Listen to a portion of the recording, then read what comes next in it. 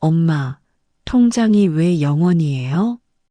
딸 미라가 은행 앱 화면을 내 얼굴 앞에 들이밀던 그 순간을 저는 평생 잊지 못할 겁니다. 그 화면에는 정말로 숫자 0만 찍혀 있었습니다. 40년간 새벽 4시에 일어나 반죽을 치대며 모았던 돈, 딸 하나, 대학 보내고 결혼시키려고 악착같이 모았던 그 돈이 한순간에 사라진 거였습니다. 가게는요? 우리 가게는 어디 갔어요? 사위 준호가 멍한 표정으로 물었습니다. 제주도 여행 다녀온 지 고작 5일 만에 빈집과 텅 빈 가게를 마주한 그들의 얼굴은 창백했습니다. 저는 그저 담담하게 대답했습니다. 너희가 필요 없다고 하던 내 이름과 도장, 이제 다 정리했어.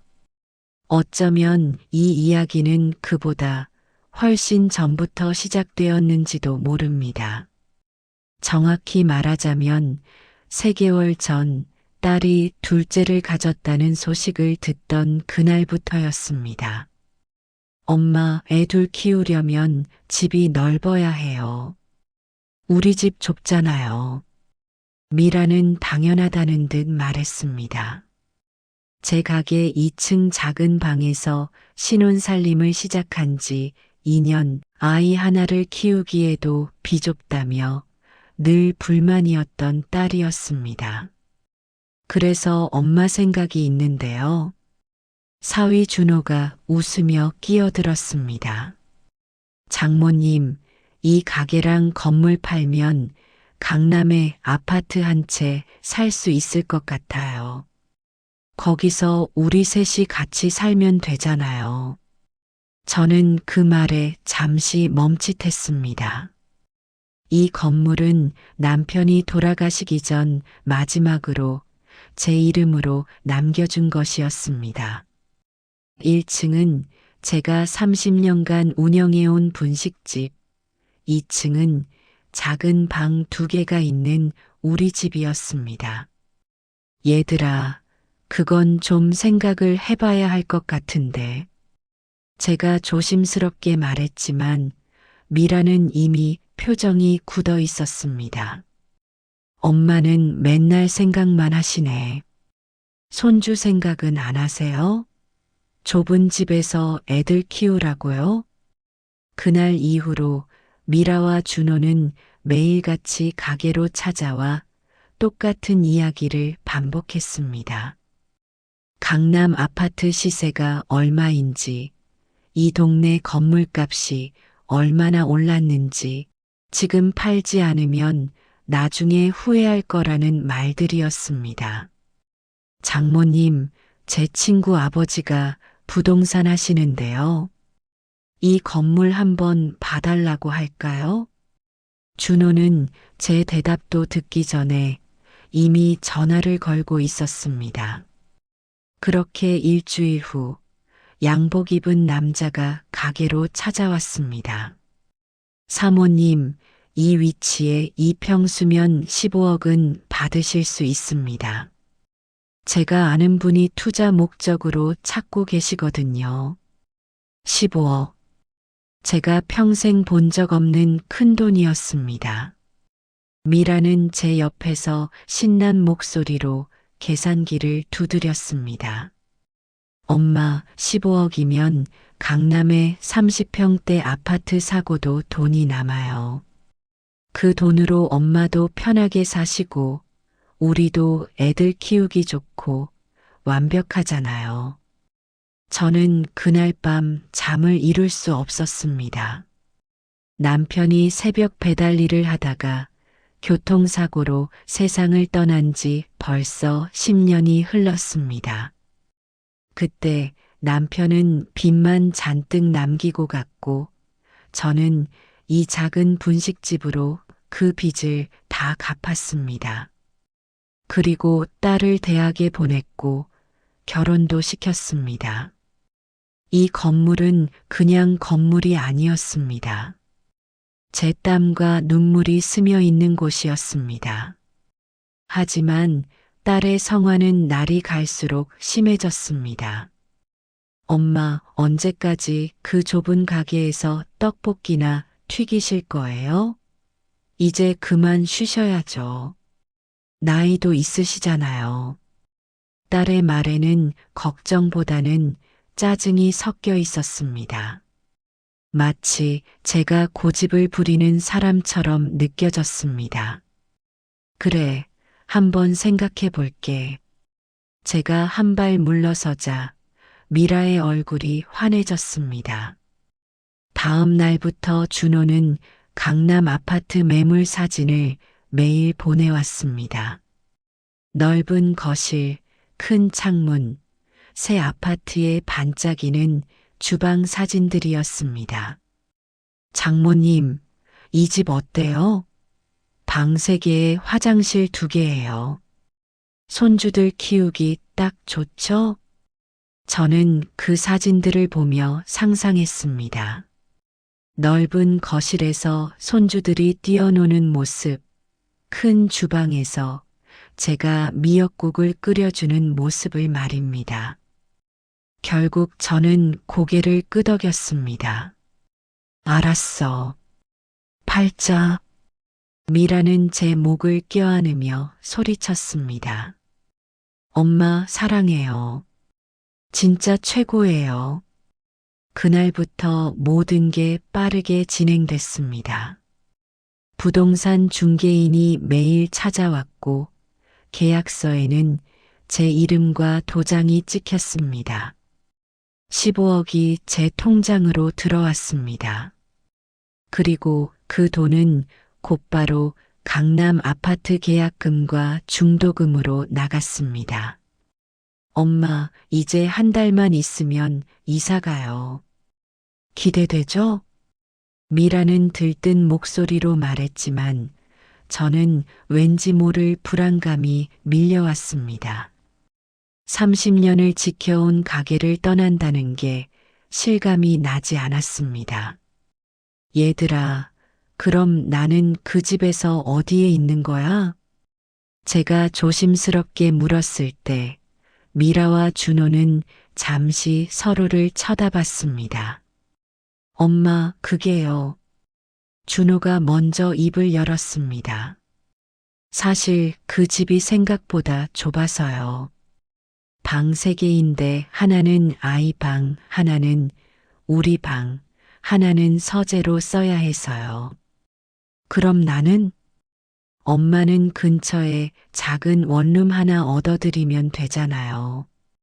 가까우니까 매일 보러 갈 수 있고요. 그 순간 제 머릿속이 하얘졌습니다. 15억짜리 집을 사는데 제 방은 없다는 말이었습니다. 잠깐, 그럼 내 돈으로 산 집인데 내가 못 산다는 거야? 엄마 돈이 아니라 우리 가족 돈이죠.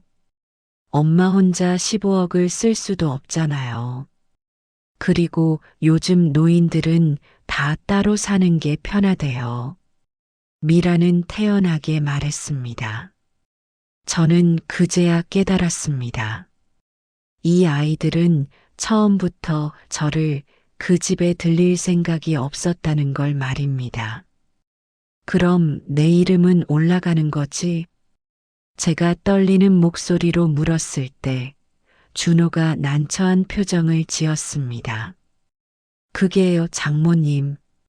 제 명의로 하는 게 세금 문제나 나중에 상속 문제 때문에 유리하거든요. 뭐?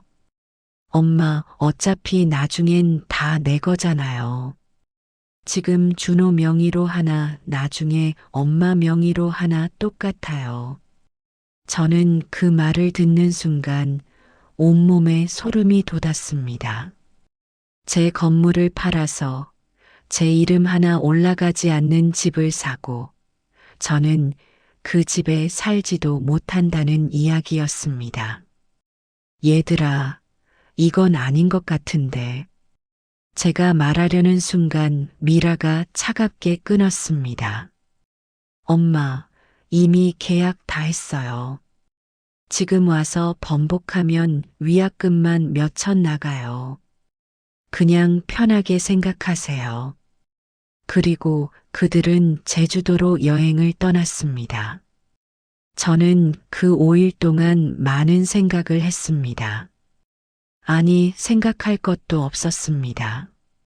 제가 바보처럼 당한 거였습니다. 그래서 저는 결심했습니다. 하지만 그 결심을 말씀드리기 전에 제가 어떻게 여기까지 왔는지 이야기해야 할 것 같습니다.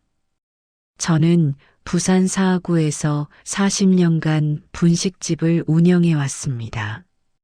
정확히는 41년 6개월입니다.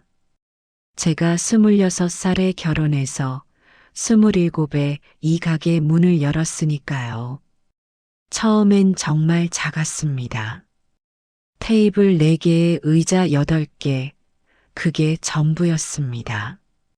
남편은 새벽 배달 일을 하고 저는 낮에 가게를 지켰습니다. 그렇게 악착같이 모은 돈으로 이 건물을 샀을 때가 결혼 15년 차였습니다. 여보, 이제 우리 건물주야. 남편이 환하게 웃으며 말했던 그날을 저는 잊을 수 없습니다. 건물이라고 해봤자 1층 가게에 2층 집 2칸이 전부였지만 그때는 정말 세상을 다 가진 것 같았습니다. 하지만 행복은 오래가지 못했습니다. 남편이 세상을 떠난 건 딸 미라가 고등학교 2학년 때였습니다. 새벽 배달을 나갔다가 졸음운전 차에 치였습니다. 그것도 뺑소니였습니다. 장례식장에서 딸을 안고 울던 그 기억은 지금도 생생합니다. 미라는 제 품에서 몸부림치며 울었습니다. 엄마, 아빠 왜 안 와요? 아빠한테 학교에서 상 받았다고 자랑하려고 했는데 저는 아무 말도 할 수 없었습니다. 그저 딸을 꼭 안고 함께 울 수밖에 없었습니다. 그리고 남편이 남긴 건 빚이었습니다. 3천만 원이 넘는 카드빚과 2천만 원의 개인 대출이었습니다. 남편은 제가 모르게 사업 자금을 빌려줬다가 떼인 것이었습니다. 저는 그날부터 하루 4시간만 자기로 했습니다. 새벽 4시에 일어나서 떡볶이 소스를 끓이고 김밥을 말았습니다. 아침 7시에 가게 문을 열어서 밤 11시에 셔터를 내렸습니다. 엄마, 그렇게 무리하시면 쓰러져요. 미라가 걱정하며 말했지만 저는 멈출 수 없었습니다. 빚을 갚아야 했고 딸을 대학에 보내야 했으니까요. 그렇게 5년을 버텼습니다. 빚을 다 갚고 미라를 서울에 있는 대학에 보낼 수 있었습니다. 엄마, 저 서울 가도 돼요? 부산대 가면 집에서 다닐 수 있는데. 미라는 조심스럽게 물었지만 저는 고개를 저었습니다. 아니야. 내가 가고 싶은데 가. 엄마가 다 해줄게. 저는 정말로 다 해줬습니다. 등록금은 물론이고 서울 생활비, 책값, 옷값까지 전부 보내줬습니다. 한 달에 100만 원씩 꼬박꼬박 보냈습니다. 엄마 고마워요. 다음에 취직하면 다 갚을게요. 미라는 전화할 때마다 그렇게 말했습니다. 저는 그 말만 들으면 아무리 힘들어도 견딜 수 있었습니다. 대학교 4학년 겨울, 미라가 남자친구를 데려왔습니다. 그게 준호였습니다. 어머니, 처음 뵙겠습니다. 저는 김준호라고 합니다. 준호는 공손하게 인사했습니다. 훤칠한 키에 단정한 옷차림, 말씨도 부드러웠습니다. 서울에서 대기업에 다닌다고 했습니다. 엄마, 준호 오빠 괜찮죠? 미라가 수줍게 물었을 때 저는 기뻤습니다. 딸이 좋은 사람을 만난 것 같아서였습니다. 결혼 준비는 제가 다 했습니다. 예단, 예물, 신혼집 전세금까지 전부 제가 냈습니다. 2억이 넘는 돈이었습니다. 장모님, 제가 나중에 꼭 보답하겠습니다. 준호는 고맙다고 말했지만 저는 보답 같은 건 바라지 않았습니다. 딸이 행복하면 그걸로 충분했으니까요. 신혼집은 제 가게 2층으로 정했습니다. 원래 제가 쓰던 방 2칸을 새로 꾸며서 신혼방으로 만들어줬습니다. 엄마, 여기서 신혼살림 차려도 돼요? 너무 좁은 것 같은데. 미라는 내키지 않는 표정이었지만 저는 설득했습니다. 일단 여기서 돈 모으다가 나중에 큰 집으로 가면 되지. 엄마도 가까이 있으니까 손주 봐주기도 편하고. 결국 미라는 제 말을 따랐습니다. 그리고 1년 후 손주 지훈이가 태어났습니다. 엄마, 애 봐주실 수 있으세요? 제가 복직해야 해서요. 미라는 출산 휴가가 끝나자마자 저한테 아이를 맡겼습니다. 저는 가게 한쪽에 아기 요람을 놓고 지훈이를 돌봤습니다. 새벽 4시에 일어나서 소스를 끓이다가 아이가 울면 안아서 재웠습니다. 손님이 오면 업고 주문을 받았습니다. 밤 11시에 가게 문을 닫고 나면 지훈이를 씻기고 재웠습니다. 장모님, 정말 감사합니다. 덕분에 미라가 일을 계속할 수 있어요. 준호는 고맙다고 했지만 육아 수당 같은 건 한 번도 준 적이 없었습니다. 엄마, 이거 지훈이 분유값이에요. 미라가 가끔 10만 원을 주면 저는 그것도 받지 않았습니다. 됐어. 그거 가지고 내가 뭐 사 먹어. 엄마가 다 할게. 저는 정말로 다 했습니다. 분유가, 기저귀가, 옷값까지 전부 제가 샀습니다. 그게 당연한 줄 알았습니다. 지훈이가 3살 되던 해 미라가 또 임신을 했습니다. 엄마, 이번엔 딸이래요. 좋죠? 미라는 신이 나서 말했지만 저는 솔직히 걱정이 앞섰습니다. 지훈이 하나 키우기도 벅찬데 둘을 어떻게 돌보나 싶었으니까요. 하지만 딸 앞에서 그런 내색을 할 수는 없었습니다. 그래, 좋지. 엄마가 잘 봐줄게. 저는 그렇게 말했습니다. 그리고 그때부터 미라와 준호의 태도가 조금씩 달라지기 시작했습니다. 엄마, 근데 여기 너무 좁은 것 같아요. 애 둘 키우기엔 방도 하나밖에 없고. 장모님, 요즘 다들 넓은 데서 아이들 키우던데요. 이 동네는 좀 낙후됐고.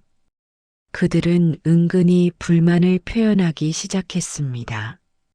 제가 평생을 바쳐 지킨 이 가게와 집이 그들 눈에는 초라하게 보였던 모양입니다. 엄마, 우리 이사 가는 거 생각해 보면 안 돼요? 미라가 조심스럽게 꺼냈을 때 저는 그게 시작인 줄 몰랐습니다. 어디로? 강남요. 거기가 애들 교육도 좋고 집값도 계속 오른대요. 강남은 돈이 얼마인데. 그러니까 엄마 건물 팔자는 거예요. 그 말이 나온 게 바로 3개월 전이었습니다. 그리고 저는 바보처럼 그 말을 따랐던 겁니다. 40년을 새벽 4시에 일어나 떡볶이 소스를 끓인 이유가 뭐였을까요? 밤 11시까지 하루도 쉬지 않고 가게를 지킨 이유가 뭐였을까요? 저는 그저 딸이 행복하길 바랐을 뿐이었습니다. 딸이 좋은 사람 만나서 잘 살기를 바랐을 뿐이었습니다. 그런데 어느 순간부터 제 희생은 당연한 것이 되어버렸습니다. 제가 해주는 모든 것들이 그들에게는 그냥 받아야 할 권리처럼 여겨진 겁니다. 그리고 이제 그들은 제 마지막 남은 것까지 가져가려 했습니다. 하지만 저는 더 이상 당하고만 있지 않기로 했습니다. 그 결심을 하게 된 데는 사실 또 다른 이유가 있었습니다. 바로 준호 때문이었습니다. 준호가 제 가게 2층 뒷방을 차지하고 살기 시작한 건 결혼하고 얼마 안 됐을 때였습니다. 처음에는 괜찮았습니다. 사위가 착해 보였고 딸을 잘 대해주는 것 같았으니까요. 그런데 결혼 1년이 지나고 나서부터 조금씩 이상한 일들이 생기기 시작했습니다. 어머니, 잠깐 말씀 좀 드려도 될까요? 어느 날 저녁 가게 문을 닫고 설거지를 하는데 준호가 내려왔습니다. 평소와 달리 표정이 심각했습니다. 그래, 무슨 일인데? 사실은 제가 친구랑 같이 사업을 시작하려고 하거든요. 작은 온라인 쇼핑몰인데 요즘 잘 되는 분야라서요. 저는 고개를 끄덕이며 들었습니다. 젊은 사람이 뭔가 해보려는 건 좋은 일이라고 생각했으니까요. 그런데 은행에서 대출을 받으려면 보증인이 필요하다고 하더라고요. 그 순간 제 손이 멈췄습니다. 보증인이라는 말에 왠지 모를 불안감이 밀려왔습니다. 보증인을 내가 서달라는 거야? 네, 어머니. 어머니 신용이 정말 좋으시거든요. 그리고 이 건물도 있으시고, 은행에서 어머니가 보증 서주시면 바로 승인된대요. 얼마나 필요한데? 3천만 원이요. 많지 않아요. 6개월만 있으면 다 갚을 수 있어요. 저는 망설였습니다. 보증을 잘못 썼다가 빚을 떠안게 되는 이야기를 주변에서 많이 들었기 때문입니다. 준호야, 보증은 좀 그런데. 어머니, 딱 한 번만요. 이번만 도와주시면 정말 열심히 해서 성공할게요. 이라도 제가 사업 잘 되면 회사 그만두고 편하게 살 수 있잖아요. 그 말에 제 마음이 흔들렸습니다. 딸이 편하게 살 수 있다면 한 번쯤은 도와줄 수 있지 않을까 하는 생각이 들었습니다. 알았어. 딱 한 번만이야. 감사합니다, 어머니. 정말 감사합니다. 준호는 연신 고개를 숙이며 고마워했습니다. 저는 그게 시작인 줄 몰랐습니다. 3천만 원 대출 보증을 서고 한 달쯤 지났을 때 준호가 또 내려왔습니다. 어머니, 죄송한데요. 사업 자금이 좀 더 필요해서요. 뭐, 벌써? 네, 물건이 생각보다 잘 팔려서 재고를 더 확보해야 하거든요. 2천만 원만 더 부탁드려도 될까요? 저는 이번에는 단호하게 고개를 저었습니다. 준호야, 이건 아닌 것 같은데. 한 번만 하기로 했잖아. 그때 미라가 계단을 내려왔습니다. 엄마, 준호 오빠 사업 잘 되고 있어요. 조금만 더 도와주시면 안 돼요? 미라야, 이건 돈 문제가 아니라 엄마는 맨날 걱정만 하시네. 어차피 나중에 죽으면 우리한테 다 올 돈인데 지금 쓰나 나중에 쓰나 똑같잖아요. 딸의 입에서 나온 그 말에 저는 말문이 막혔습니다. 제가 죽으면 갈 돈이라니 그런 식으로 생각하고 있었던 겁니까? 미라야, 그게 무슨 말이니? 에이, 농담이에요. 농담. 근데 진짜 이번만 도와주세요. 응? 딸이 제 팔을 잡고 애교를 부렸습니다. 저는 결국 또 고개를 끄덕이고 말았습니다. 그렇게 2천만 원 보증을 더 섰습니다. 그리고 그 후로도 준호는 계속 찾아왔습니다. 어머니, 거래처에서 성금을 요구해서요. 어머니, 직원 월급 줘야 하는데 입금이 늦어져서요.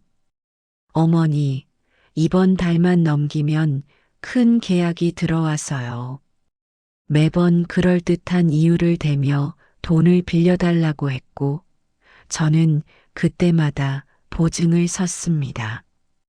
제 이름으로 된 대출이 5천만 원, 7천만 원, 1억으로 불어났습니다. 준호야, 이제 그만해야 할 것 같은데. 어머니, 조금만 더요. 사업이 이제 막 궤도에 오르려고 하거든요. 하지만 사업은 궤도에 오르지 않았습니다. 6개월이 지나고 1년이 지나도 준호가 약속했던 성공은 오지 않았습니다. 그리고 어느 날부터 은행에서 전화가 오기 시작했습니다. 고객님, 대출 상환일이 지났는데 아직 입금이 안 되셨네요. 예. 그게 무슨 말씀이세요? 고객님께서 보증 서신 대출건인데요. 채무자분이 연락이 안 되셔서 보증인이신 고객님께 연락드렸습니다. 그제야 저는 사태의 심각성을 깨달았습니다. 준호가 대출금을 갚지 않고 있었던 겁니다. 급하게 2층으로 올라갔습니다. 문을 두드렸지만 아무도 대답이 없었습니다. 미라야, 준호 어디 갔니? 한참 후에 미라가 문을 열었습니다. 얼굴이 퉁퉁 부어 있었습니다. 엄마, 오빠가 사업 접었대요. 뭐? 사업 망했대요. 그래서 회사도 그만뒀대요. 저는 그 자리에 주저앉고 싶었습니다. 제 이름으로 된 빚이 1억이 넘는데 준호는 사업을 접었다는 겁니까? 그럼 대출은 어떻게 하고? 그건 엄마가 일단 좀 갚아주세요. 나중에 오빠가 다시 취직하면 갚을게요.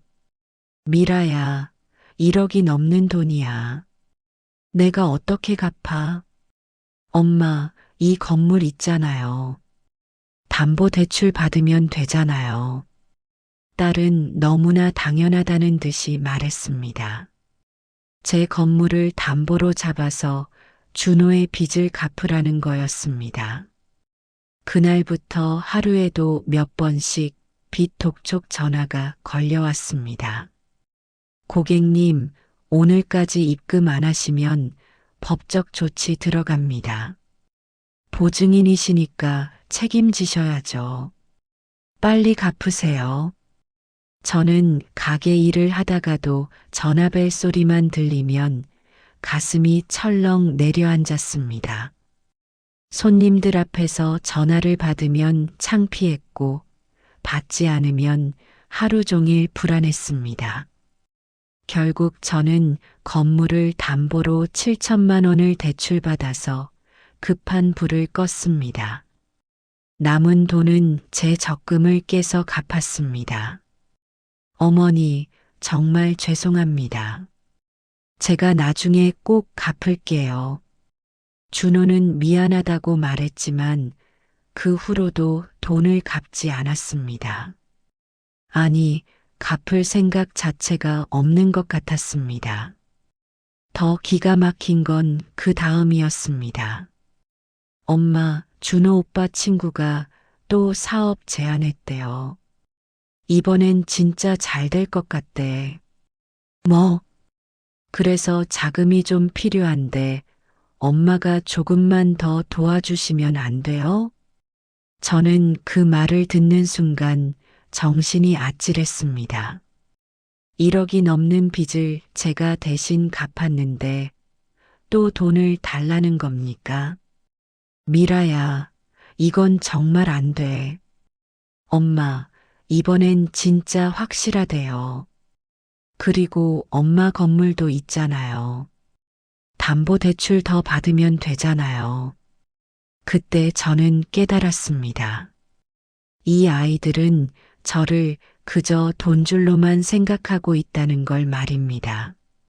제가 평생을 바쳐 모은 돈도 지켜온 건물도 그들에게는 그저 언제든 쓸 수 있는 ATM 기계일 뿐이었습니다. 미라야, 엄마가 지금까지 너희한테 얼마나 해줬는데. 그러니까요. 어차피 다 해주실 거면서 왜 이렇게 유난이세요?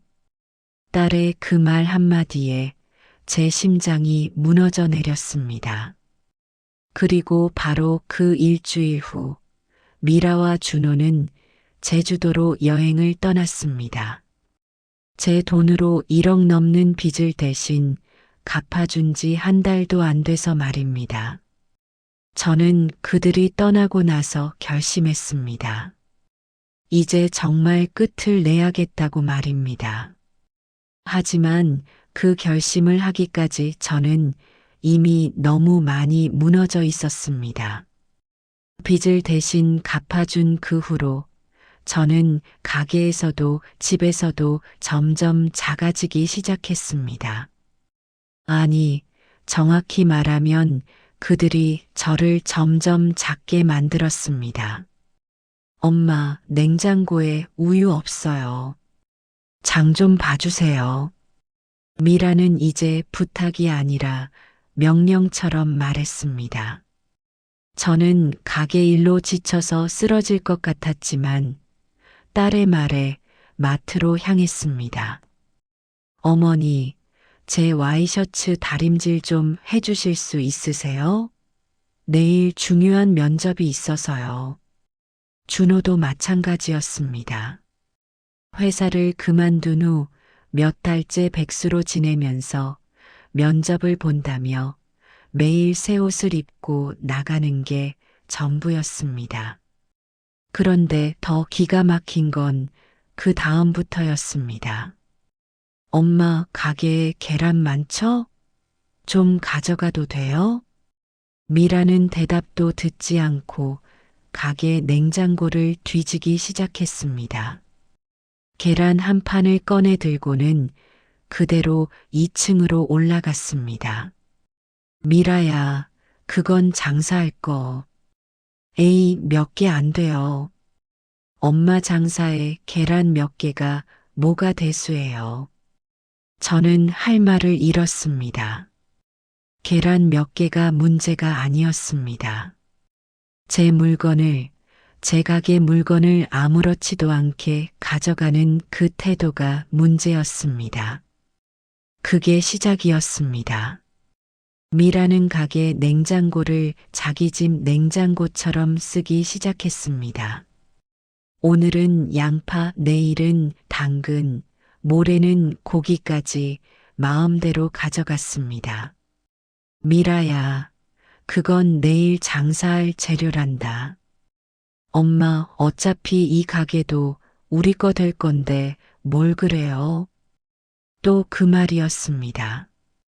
어차피 우리 거 될 거라는 말, 그 말이 나올 때마다 제 가슴에 비수가 꽂히는 것 같았습니다. 준호는 더했습니다. 장사가 끝나고 계산을 하려고 하면 어느새 내려와 있었습니다. 어머니, 오늘 매출 어때요? 응, 그럭저럭 괜찮았어. 얼마나 됐는데요? 제가 한번 볼까요? 준호는 제 허락도 없이 계산대 서랍을 열었습니다. 그리고 돈을 세기 시작했습니다. 어머니, 오늘 35만 원밖에 안 되네요. 요새 장사 안 되죠? 주중이라 좀 적은 편이야. 그래도 너무 적은 것 같은데요. 혹시 어머니가 중간에 쓰신 거 아니에요? 그 순간 제 머릿속이 하얘졌습니다. 제가 제 돈을 쓰는데 왜 준호한테 의심을 받아야 합니까? 준호야, 그게 무슨 말이니? 아니, 그냥 요새 매출이 계속 떨어지는 것 같아서요. 혹시 장부 좀 보여주실 수 있으세요? 준호는 정말로 제 장부를 보겠다고 했습니다. 40년을 혼자 꾸려온 제 가게 장부를 백수인 사위가 검사하겠다는 겁니다. 준호야, 이건 내 가게야. 알죠? 근데 어머니도 나이가 있으시니까 제가 좀 도와드리려고요. 요새 경영 기법 같은 것도 바뀌었거든요. 저는 그날 밤 잠을 이룰 수 없었습니다. 제가 뭘 잘못한 걸까요? 왜 제 가게에서, 제 집에서 이렇게 눈치를 봐야 하는 걸까요? 그 후로 준호는 매일 저녁 계산대 앞에서 저를 지켜봤습니다. 제가 돈을 세고 장부를 쓰는 모든 과정을 감시하듯 지켜봤습니다. 어머니, 오늘은 38만 원이네요. 어제보다 3만 원 늘었네요. 어머니, 손님이 이렇게 적은데도 장사를 계속하실 거예요? 매일 똑같은 말들이었습니다. 그 말들은 저를 점점 작게 만들었습니다. 미라도 마찬가지였습니다. 엄마, 요새 떡볶이 맛이 예전 같지 않은 것 같은데요. 손님들도 그런 얘기 안 해요? 엄마 나이도 있으시니까 이제 장사 그만하시는 게 낫지 않아요? 엄마, 이 동네 너무 낙후됐어요. 여기서 계속 사실 거예요? 딸과 사위의 말들은 저를 무너뜨렸습니다. 40년을 지켜온 제 가게가 제 인생이 하찮은 것처럼 느껴졌습니다. 그러던 어느 날 제가 가게에서 설거지를 하고 있는데 미라가 내려왔습니다. 엄마, 오늘 지훈이 유치원비 내야 하는데 돈 좀 주세요. 유치원비는 내가 내는 거 아니야? 엄마, 저 이번 달에 카드값이 많이 나왔어요. 100만 원만 주세요. 저는 한숨을 쉬며 지갑을 열었습니다. 그런데 그 안에 50만 원밖에 없었습니다. 미라야, 지금 50만 원밖에 없는데. 에이, 엄마. 통장에서 찾아서 주세요. 급한데. 통장에도 돈이 별로 없어. 그때 미라의 표정이 싸늘하게 변했습니다. 엄마, 돈 어디다 쓰셨어요? 매일 장사하시잖아요. 빚 갚느라고 다 나갔어. 준호 빚 갚아준 거 잊었니? 그게 언젠데요? 벌써 몇 달 전 일인데. 그동안 번 돈은 다 어디 갔어요? 저는 말문이 막혔습니다. 제가 제 돈을 어디다 썼는지 딸한테 설명해야 하는 처지가 된 겁니다. 미라야, 엄마도 살아야지. 엄마 혼자 사시는데 돈이 얼마나 들어요. 요새 엄마 너무 돈에 집착하시는 것 같아요. 제가 돈에 집착한다고요. 평생을 딸을 위해 돈을 쓴 제가 이제는 돈에 집착하는 사람이 되어버린 겁니다.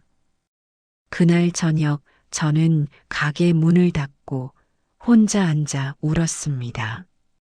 40년을 새벽 4시에 일어나 일한 게 이런 대접을 받으려고 한 건가 싶었습니다. 전화벨이 울렸습니다. 또 은행에서 걸려온 전화였습니다. 고객님, 이번 달 대출 이자 아직 안 들어왔는데요. 아, 네. 곧 넣을게요. 빨리 처리해 주세요. 연체되면 신용등급 떨어집니다.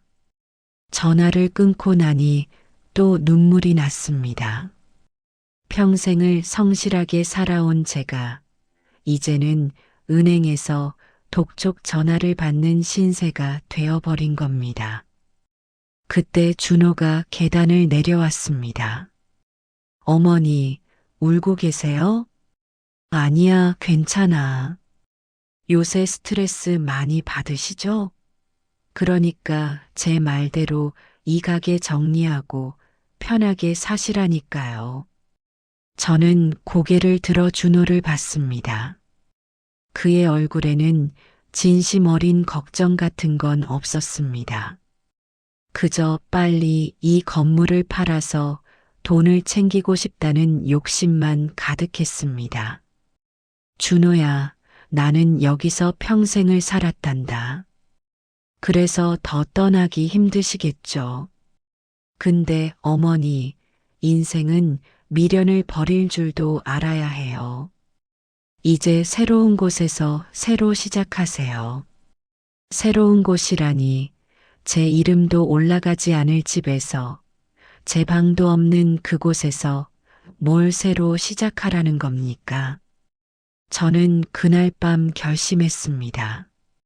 이대로는 안 되겠다고 뭔가를 해야겠다고 말입니다.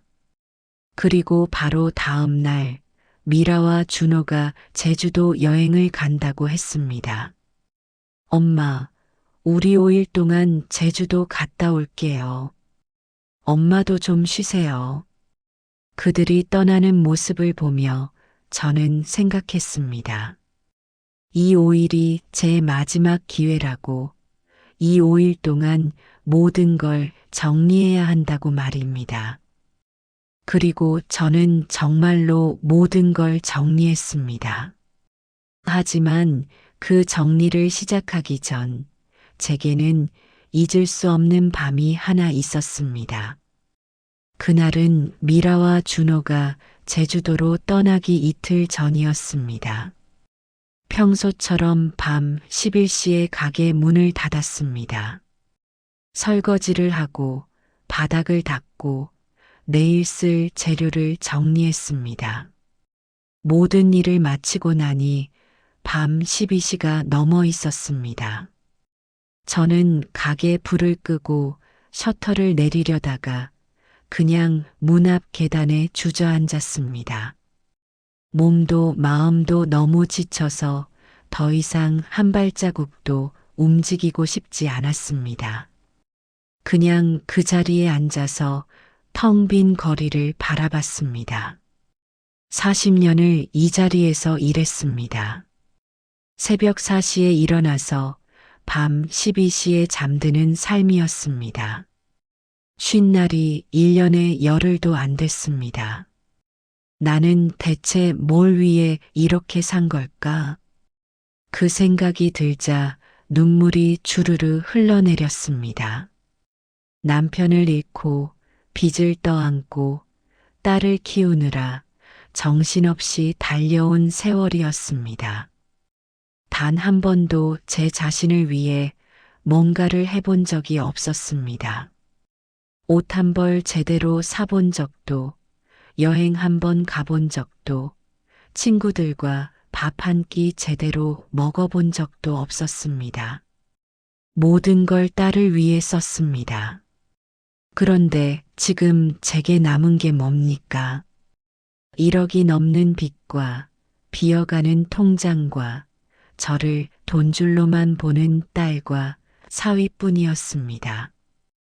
그때 휴대폰이 울렸습니다. 미라한테서 온 메시지였습니다. 엄마, 이번 달 카드값 또 밀렸어요. 350만 원인데 그냥 엄마가 좀 해줘요. 나중에 갚을게요. 저는 그 메시지를 보는 순간 멍하니 앉아 있었습니다. 350만 원. 제가 한 달 동안 새벽부터 밤까지 일해서 버는 돈이었습니다. 나중에 갚을게요. 딸은 늘 그렇게 말했지만 단 한 번도 갚은 적이 없었습니다. 아니, 갚을 생각 자체가 없는 것 같았습니다. 저는 휴대폰을 들고 답장을 쓰려다가 멈췄습니다. 손가락이 떨렸습니다. 내가 죽으면 줄 돈이래. 미라가 몇 달 전에 했던 말이 떠올랐습니다. 어차피 나중에 죽으면 딸한테 갈 돈이니까 지금 쓰나 나중에 쓰나 똑같다는 말이었습니다. 그런데 문득 이런 생각이 들었습니다.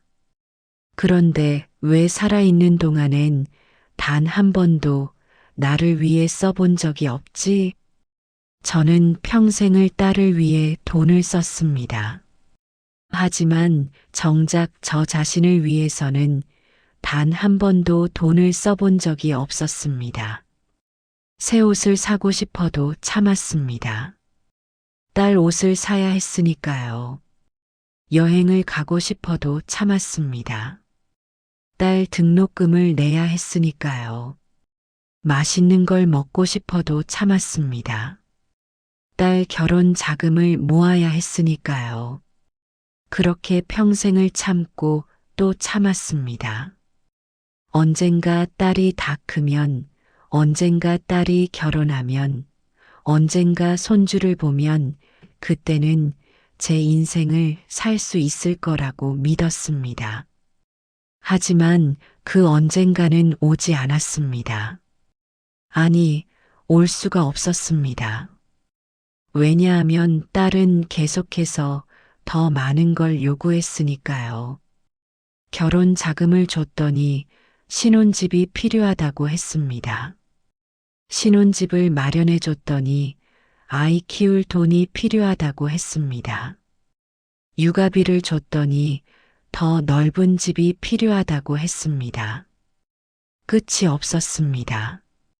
제가 아무리 줘도 딸의 요구는 끝이 없었습니다. 저는 그날 밤 가게 앞 계단에 앉아서 제 인생을 돌아봤습니다.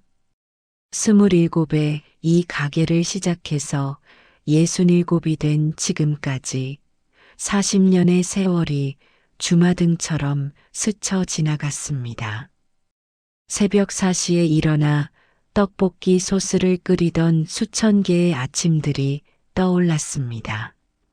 손님이 없어도 묵묵히 가게를 지키던 무수히 많은 낮들이 떠올랐습니다. 밤 11시에 셔터를 내리고 녹초가 되어 쓰러지던 수많은 밤들이 떠올랐습니다. 그 모든 날들이 딸을 위한 것이었습니다. 하지만 딸은 그걸 당연하게 여겼습니다. 아니, 어쩌면 제가 딸을 그렇게 만든 건지도 몰랐습니다.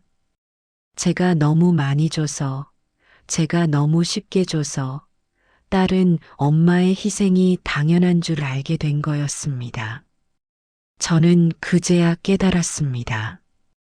제가 딸을 사랑한 방식이 잘못되었다는 걸 말입니다.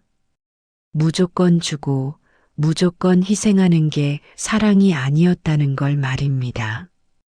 휴대폰이 또 울렸습니다. 이번에는 준호한테서 온 메시지였습니다. 어머니, 제주도 갔다 와서 바로 부동산 계약 진행하면 될까요? 제 친구가 급하게 찾고 있대요. 저는 그 메시지를 보고 피식 웃음이 나왔습니다. 제주도 여행 가면서도 제 건물 파는 걱정을 하고 있었던 겁니다. 저는 천천히 일어났습니다. 그리고 가게 안으로 들어가서 불을 켰습니다. 40년을 지켜온 이 공간을 천천히 둘러봤습니다. 낡은 테이블과 의자들, 때 묻은 메뉴판, 기름때가 앉은 주방, 남편이 달아준 시계, 딸이 초등학교 때 그려준 그림이 아직도 벽에 붙어 있었습니다. 이 모든 것들이 제 인생이었습니다. 제가 평생을 바쳐 지켜온 것들이었습니다. 이제 정리할 때가 됐구나. 저는 그렇게 중얼거리며 노트를 꺼냈습니다. 그리고 해야 할 일들을 적기 시작했습니다. 첫 번째, 건물 매매 계약 취소하기. 두 번째, 통장 정리하기. 세 번째, 제 앞으로 된 모든 것 정리하기.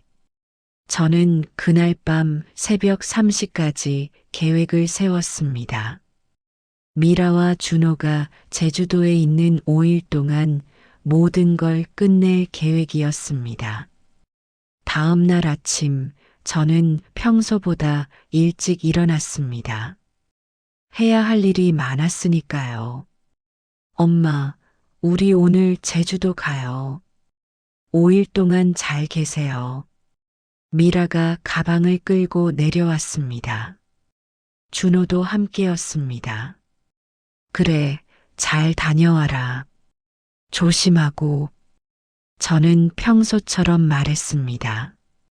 그들은 제 표정에서 아무것도 눈치채지 못했습니다. 어머니, 저희 없는 동안 혹시 부동산에서 연락 오면 받아주세요. 알았어. 그들이 떠나는 걸 보고 나서 저는 바로 움직이기 시작했습니다. 가장 먼저 부동산 중개인한테 전화했습니다. 계약 취소하고 싶습니다. 사모님, 지금 취소하시면 위약금은 제가 내겠습니다. 계약 취소해 주세요. 그 다음은 은행이었습니다. 통장을 정리하고 제 명의로 된 모든 것들을 확인했습니다. 그리고 가장 중요한 결정을 내렸습니다.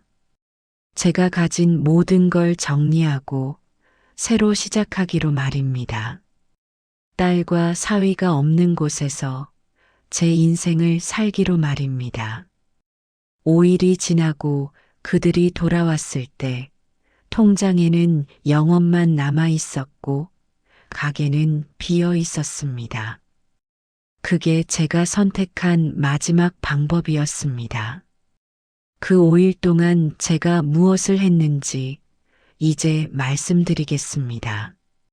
미라와 준호가 제주도로 떠난 그날 오후 저는 바로 움직이기 시작했습니다. 40년을 지켜온 이 가게를, 이 건물을 제 방식대로 정리하기로 결심했습니다. 가장 먼저 부동산 중개인한테 전화를 걸었습니다. 사모님, 무슨 일이세요? 강남 아파트 계약 취소하고 싶습니다. 전화기 너머로 한참 침묵이 흘렀습니다. 사모님, 지금 취소하시면 위약금만 5천만 원이 넘습니다. 그리고 따님하고 사위분은 아시나요? 위약금은 제가 내겠습니다.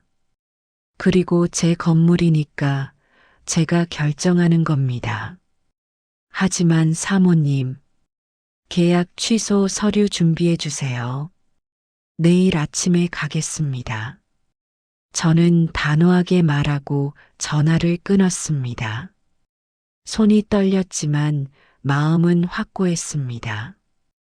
다음 날 아침 일찍 부동산에 가서 계약 취소 서류에 도장을 찍었습니다. 위약금 5천만 원을 내고 나니 통장에는 5억 정도가 남았습니다. 그 다음은 가게였습니다. 저는 이 동네에서 오래 장사를 해온 선배 사장님한테 전화했습니다. 언니, 혹시 우리 가게 인수받을 사람 아세요? 어머, 정자야. 가게 넘기려고? 네, 급하게 정리하려고요. 그래, 사실 우리 조카가 분식집 하고 싶다고 했는데, 권리금은 얼마 받을 거야? 3억에 드릴게요. 대신 이번 주 안에 계약하고 싶어요. 뭐, 이 위치에 2평수면 5억은 받아야 하는데, 괜찮아요. 빨리 정리하고 싶어서요. 저는 서둘러 계약을 진행했습니다. 이틀 후 가게 권리금 3억을 받았습니다. 그리고 2층 전세금 2억도 돌려받았습니다. 통장에는 총 10억이 모였습니다. 거기서 준호빚 1억 5천만 원을 모두 갚았습니다. 대출 보증을 섰던 은행들을 하나씩 찾아가며 빚을 정리했습니다. 고객님, 빚을 한꺼번에 다 갚으시네요. 은행 직원이 놀란 표정으로 물었습니다. 네, 이제 빚 없이 살고 싶어서요. 좋으시겠네요. 그런데 가족분들께는 말씀하셨나요? 금액이 크셔서요. 저는 잠시 멈칫했다가 미소를 지으며 대답했습니다. 제 인생이에요. 제가 정해야죠. 그 말을 하는 순간 40년 만에 가슴이 시원하게 뚫리는 느낌이었습니다. 제가 제 인생의 주인이 된 기분이었습니다. 빚을 다 갚고 나니 통장에는 8억 5천만 원이 남았습니다. 저는 그 돈을 3개의 통장으로 나눴습니다. 첫 번째 통장에는 3억을 넣었습니다. 이건 제가 앞으로 살아갈 생활비였습니다. 두 번째 통장에는 5억을 넣었습니다. 이건 제 노후 자금이었습니다. 세 번째 통장에는 5천만 원을 넣었습니다. 이건 혹시 모를 비상금이었습니다. 그리고 미라와 준호가 쓰던 통장은 모두 해지했습니다. 제 명의로 된 카드도 전부 정지시켰습니다. 고객님, 이 카드들은 가족분들이 쓰시던 건데 정지하시면 괜찮습니다. 이제 안 쓰실 거예요. 저는 단호하게 말했습니다. 그 다음은 가게 정리였습니다. 3일 동안 40년치 물건들을 정리했습니다. 낡은 냄비들, 그릇들, 주방 기구들을 하나씩 꺼내며 추억을 떠올렸습니다. 남편이 처음 사준 국자, 딸이 초등학교 때 그려준 그림, 단골 손님이 선물해준 시계까지 모두 정리했습니다. 울면서 정리했습니다. 하지만 후회는 없었습니다. 이제 새로 시작해야 했으니까요. 가게를 비우고 나니 정말로 텅 빈 공간만 남았습니다. 40년의 세월이 사라진 자리였습니다. 저는 2층 집도 정리했습니다. 제 옷가지와 필요한 물건들만 챙겨서 큰 가방 2개에 담았습니다. 그게 제 인생의 전부였습니다. 그리고 마지막 날, 저는 새로운 집을 계약했습니다. 서울 외곽의 작은 원룸이었습니다. 깨끗하고 햇살이 잘 드는 곳이었습니다. 사모님, 혼자 사세요? 부동산 중개인이 물었습니다. 네, 이제 혼자 살 겁니다. 아, 그러시구나. 이 동네 조용하고 살기 좋아요. 근처에 공원도 있고요. 저는 그 집을 보는 순간 마음에 들었습니다. 작지만 제 것이었고 아무도 침범할 수 없는 제 공간이었습니다. 계약금을 내고 집을 나오는데 발걸음이 가벼웠습니다. 40년 만에 처음으로 제 의지로 제 집을 구한 거였습니다. 5일째 되는 날, 저는 부산 집을 완전히 비웠습니다. 가게도 2층 집도 모두 텅 비어 있었습니다. 새 주인이 들어오기 전까지 며칠 시간이 있었으니까요. 저는 마지막으로 가게를 둘러봤습니다. 40년을 지켜온 이곳에서의 마지막 순간이었습니다. 고맙고 미안해. 가게를 향해 작별 인사를 했습니다. 이곳에서 남편을 보냈고 딸을 키웠고 제 인생을 살았습니다. 하지만 이제 떠날 시간이었습니다. 저는 짐을 싸서 택시를 불렀습니다. 그리고 서울로 향했습니다. 새 집에 도착해서 짐을 풀었습니다. 큰 가방 2개가 제 인생의 전부였지만 그게 오히려 홀가분했습니다. 창문을 열자 시원한 바람이 들어왔습니다. 저는 그 바람을 맞으며 깊은 숨을 들이쉬었습니다. 이제 시작이야. 혼잣말로 중얼거렸습니다. 67의 나이에 새로 시작하는 인생이었습니다. 그날 저녁 저는 근처 공원을 산책했습니다. 벤치에 앉아서 저녁노를 바라봤습니다. 40년 만에 처음으로 여유롭게 노을을 보는 거였습니다. 이렇게 예뻤구나. 노을이 이렇게 아름다운 줄 몰랐습니다. 매일 가게 일에 치여서 하늘 한번 제대로 쳐다본 적이 없었으니까요. 저는 그 순간 깨달았습니다. 제가 얼마나 많은 것들을 놓치고 살았는지 말입니다. 아름다운 풍경도, 여유로운 산책도, 제 자신을 위한 시간도 모두 놓치고 살았습니다. 이제는 나를 위해 살 거야. 다짐했습니다. 앞으로 남은 인생은 제 것이라고 누구한테도 빼앗기지 않겠다고 말입니다. 그리고 바로 그날 미라한테서 전화가 왔습니다. 엄마, 내일 제주도에서 돌아가요. 저녁 먹고 이야기 좀 해요. 그래, 잘 다녀왔니? 저는 담담하게 대답했습니다. 내일이면 그들은 텅 빈 집과 0원짜리 통장을 보게 될 거였습니다. 저는 그날 밤 처음으로 편안하게 잠들었습니다.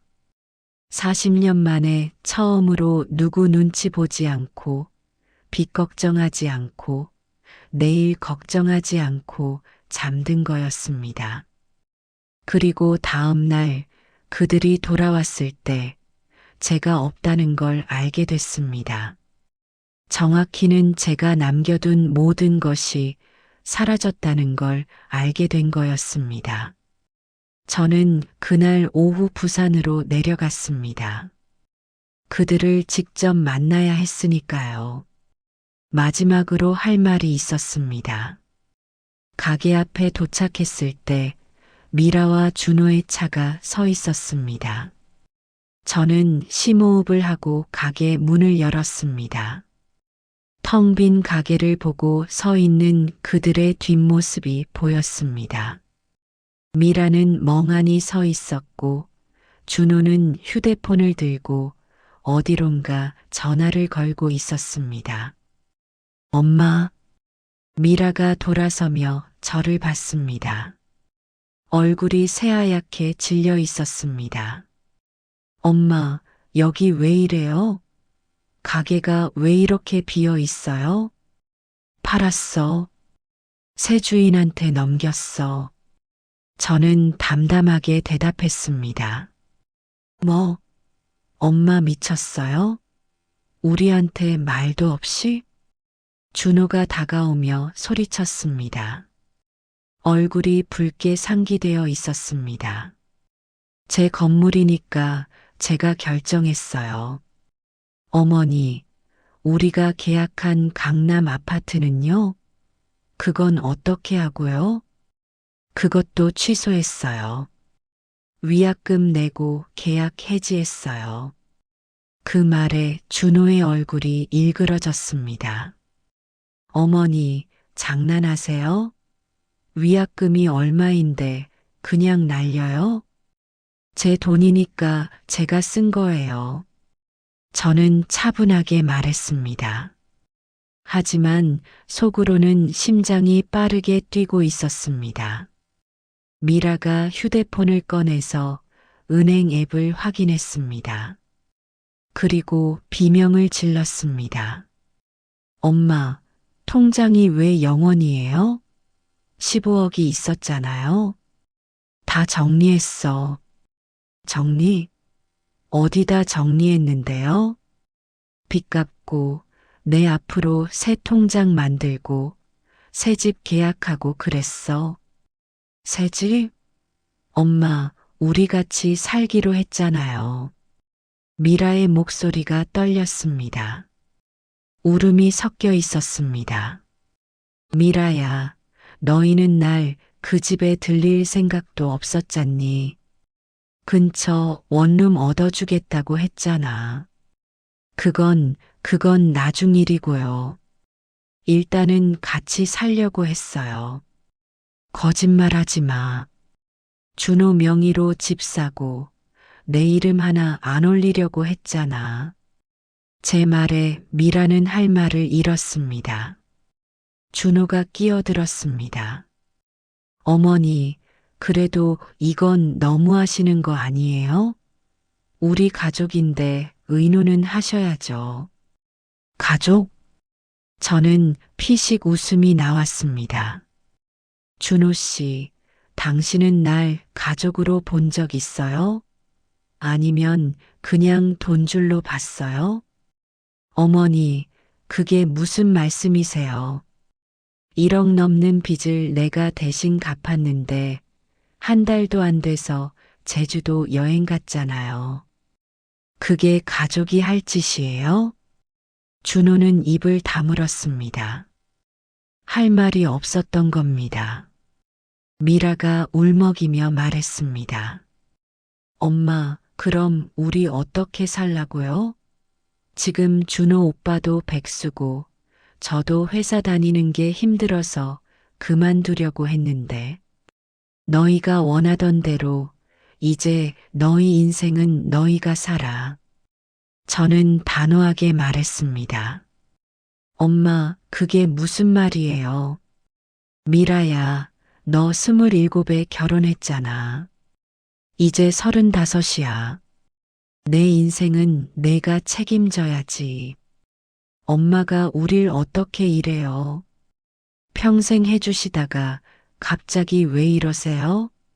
미라는 울기 시작했습니다. 하지만 저는 마음이 흔들리지 않았습니다. 미라야, 엄마가 평생 해준 게 당연한 거였니? 당연한 건 아니지만 그래도 뭐, 엄마는 저한테 다 주시는 게 당연한 줄 알았어요. 그 말을 듣는 순간 가슴이 아팠습니다. 제가 딸을 그렇게 키운 거였습니다.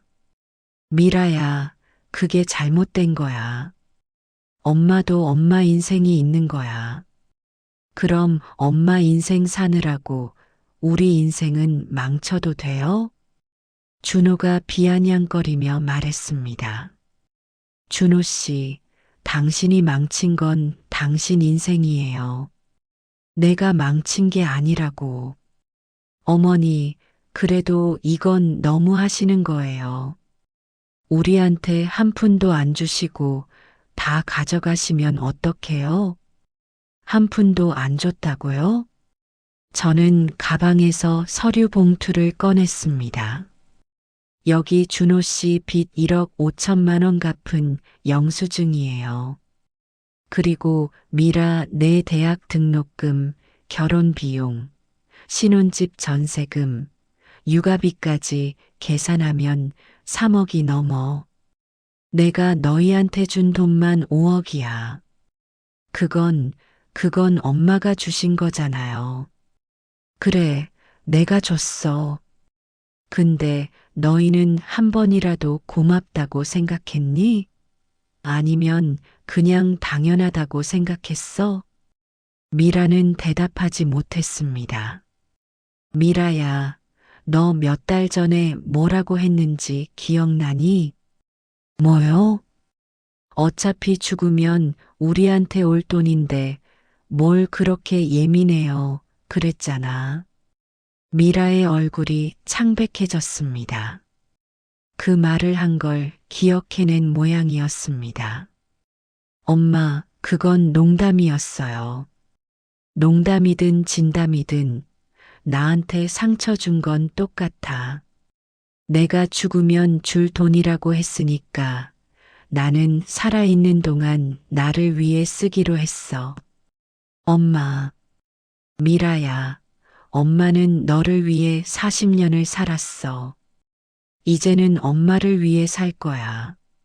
남은 20년, 30년은 엄마 인생이야.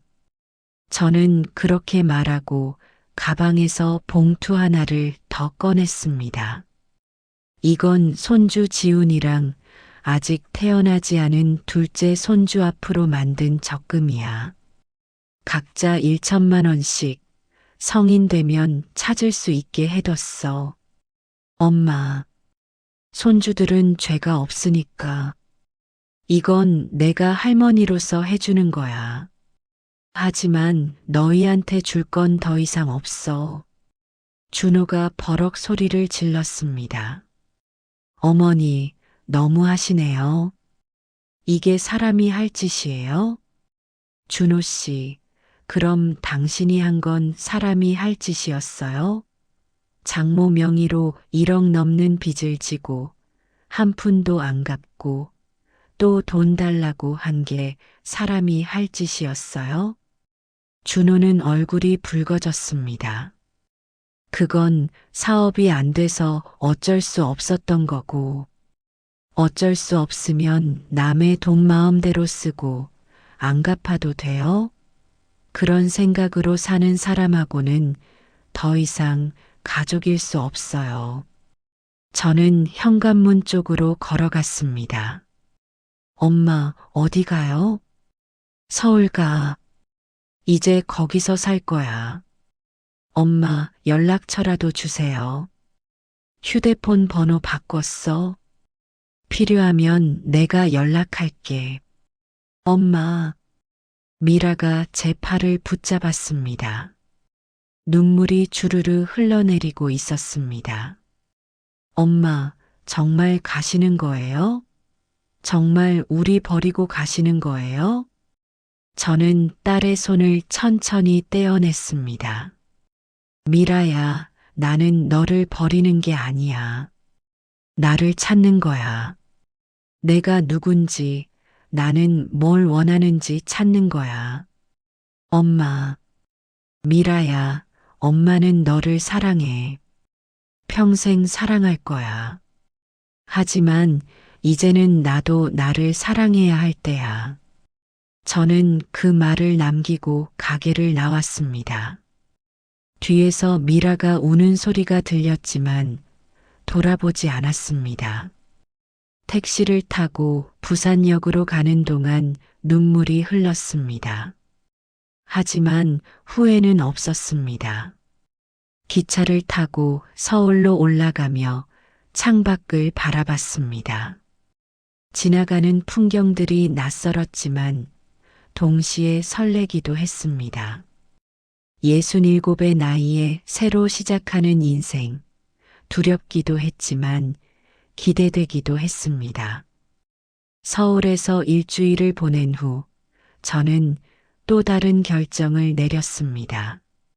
서울 원룸 계약을 취소하고 다른 곳으로 가기로 한 겁니다. 서울은 너무 복잡했고 미라가 찾아올 수도 있는 곳이었습니다. 저는 지도를 펼쳐놓고 한참을 들여다봤습니다.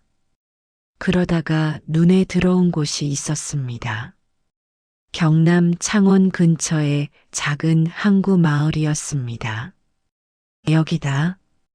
그곳은 제가 한 번도 가본 적 없는 곳이었습니다.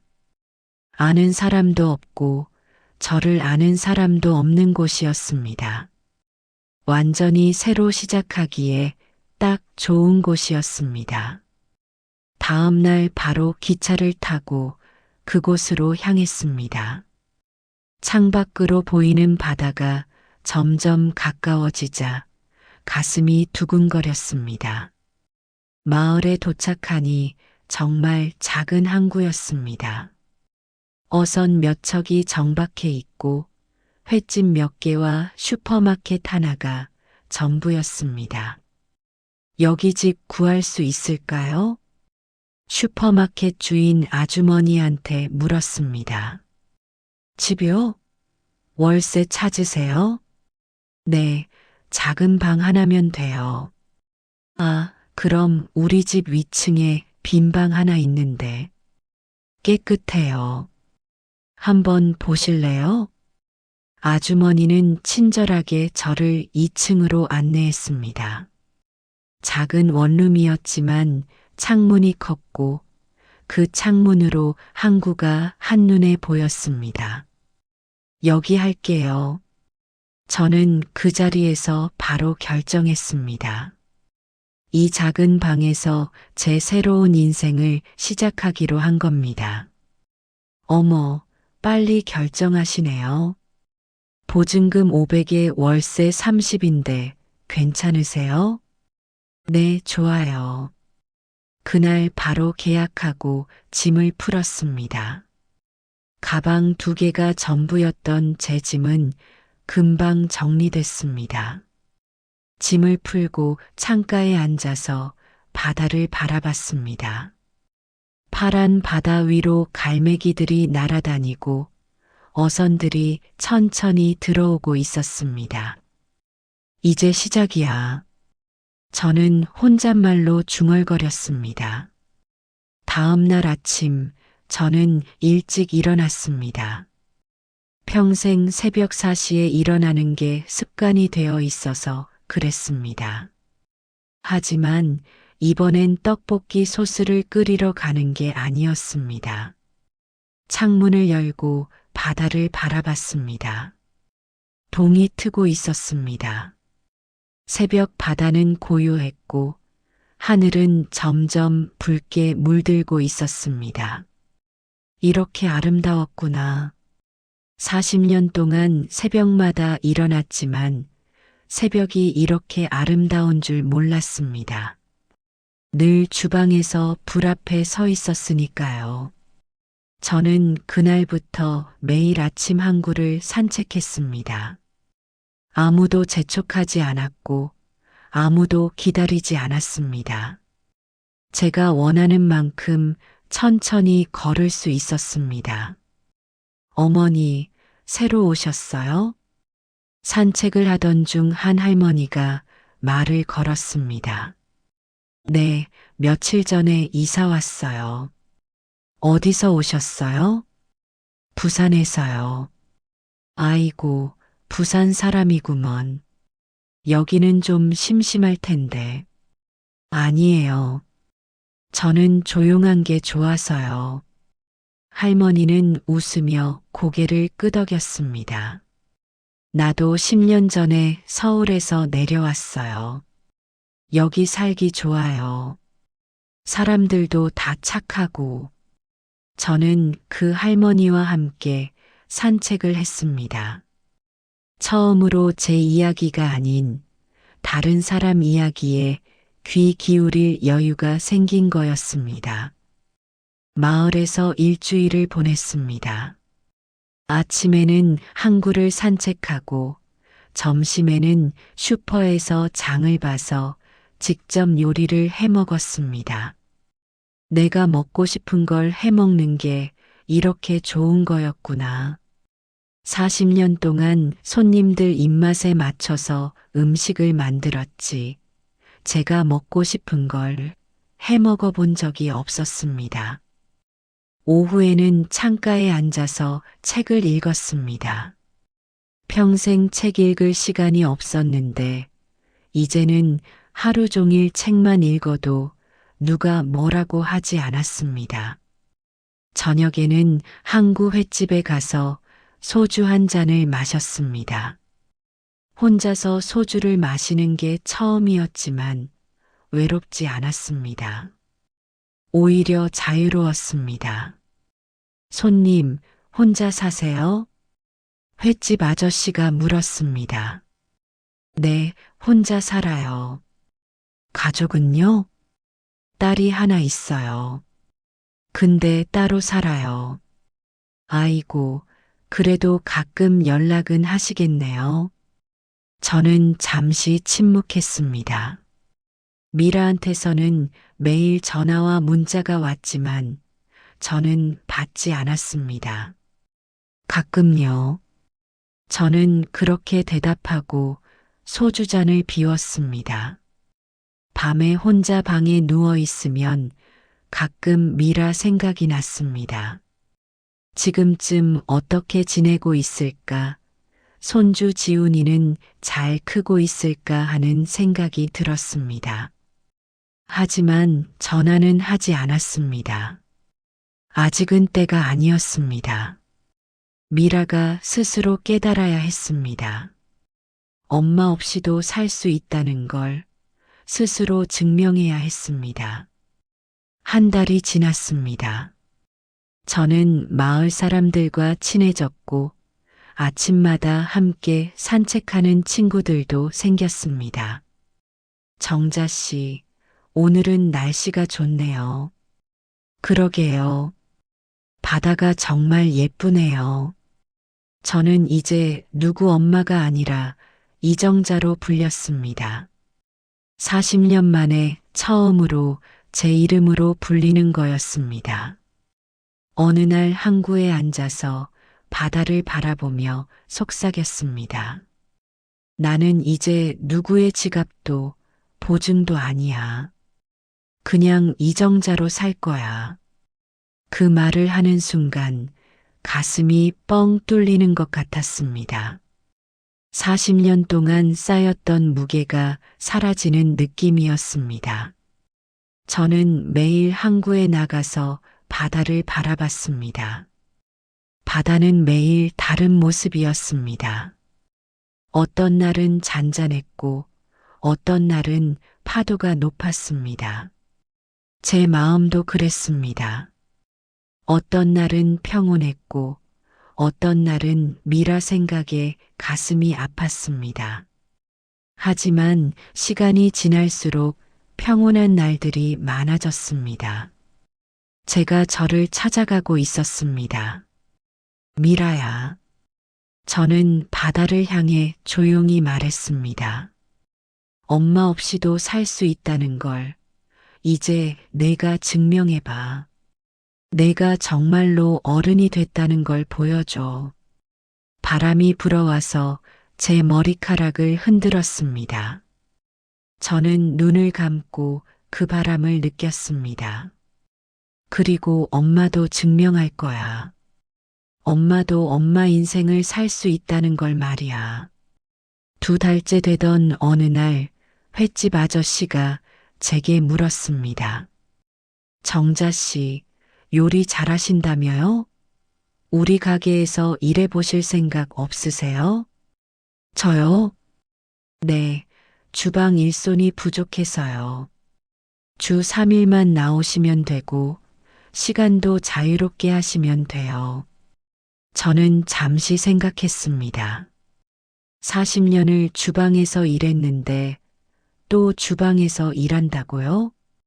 하지만 이번에는 달랐습니다. 누가 강요하는 것도 아니고 빚 때문에 어쩔 수 없이 하는 것도 아니었습니다. 제가 선택하는 거였습니다. 좋아요. 한번 해볼게요. 저는 다시 앞치마를 두르기 시작했습니다. 하지만 이번에는 제가 원해서, 제가 즐거워서 하는 일이었습니다. 주방에서 일하면서 저는 깨달았습니다. 일 자체가 힘든 게 아니었다는 걸 말입니다. 누군가를 위해 억지로 하는 게 힘들었던 거였습니다.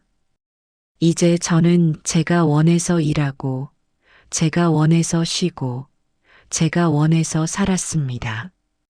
그게 바로 자유였습니다. 3달째 되는 날, 미라한테서 편지가 왔습니다.